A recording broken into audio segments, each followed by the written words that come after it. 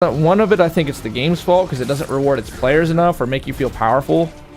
It doesn't empower you. It doesn't, like, elevate you to suspension of disbelief well enough as it could, as it did in D1. There's not a lot of feedback, indicators, scores, leveling systems, stat points to tell you as a player that your time is meaning something. You never feel much more powerful because it's just a shooter. It's just a really solid shooter. That's how I play it. That's how I think about it now. That's how I stick with it, is I just pretend it's basically Halo. But people still like to imagine that it's an RPG. And I guess it has, like, you know, technically there's a garnish on the plate that kind of says it's an RPG, but it's, in my mind, not at all an RPG. Even the raid, you can get through the raid at like 250 light because your light level makes very little difference. It just changes how much damage enemies do to you. But ultimately your damage is the same, which is disappointing in my mind. How do I get out of here? I got all our challenges done. Followed a few streams ago. It's me, Azwell. Oh, it's Azwell. Sweet, you changed your name back. Cool, Rainbow Flippers. Thanks for being here, dude. Thanks for being here, Azwell. You've been around a while then, man. You've been around a while, Azwell. Since the Battleborn days. Yo, Vegna, what up? You work nights, right? Don't you work through the night shift? Or you got the day off today, Vegna? Thought you worked the night tonight. Oh, the hug to Sea Lion. That only metric would kind of be light level, right? But that gets suspended for long periods of time, doesn't it? Because of how long it takes to increase. Basically, in this one, Sea Lion, it increases like that. Unlike Destiny 1, which I don't like the Destiny 1 system. I do like the D2 system much, much better. Well, you're already a regular, Rainbow Flippers. You've been putting some hours in, man. The issue with Destiny 2... Okay, here's what happened. You can see I'm 305 light. I can explain this in a few different ways. Let's start with this, though. Let's start with Activision. Okay? Only 10 hours. Still, you're a regular. Congrats on being a regular. Activision had their, you know how this is. You have a business degree, you sell cars. They had their quarterly business report meeting, and it's a big hoorah, a big corporate shebang. We're the best. They carry flags like the Nuremberg rallies, black and red and gold and silver, and everyone hoots and haws.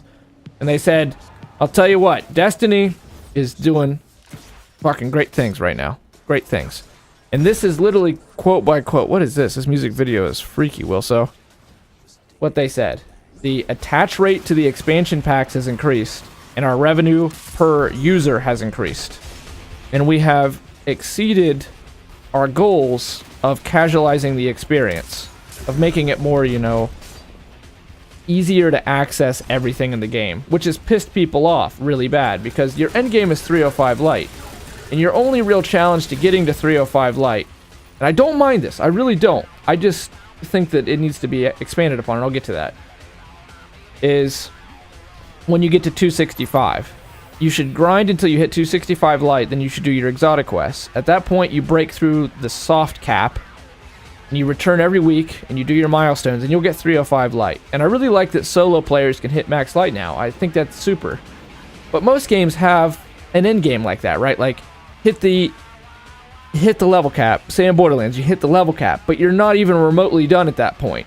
That's endgame to me. Endgame starts when you hit your max power. In this case, it's 305 light.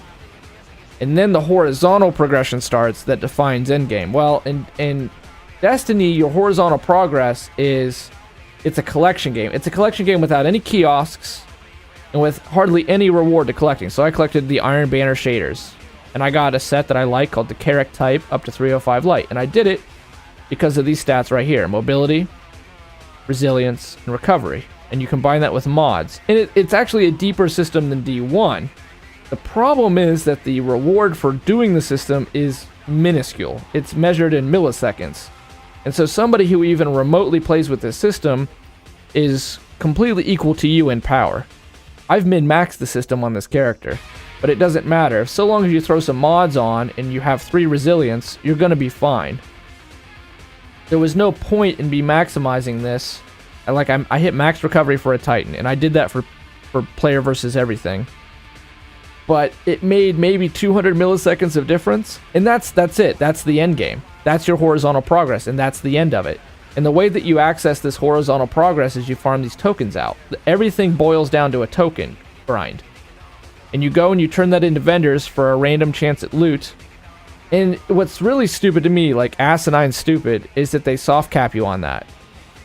That's it. It doesn't change your power. And they've even gotten rid of like Iron Banner light levels like you experienced in Destiny 1.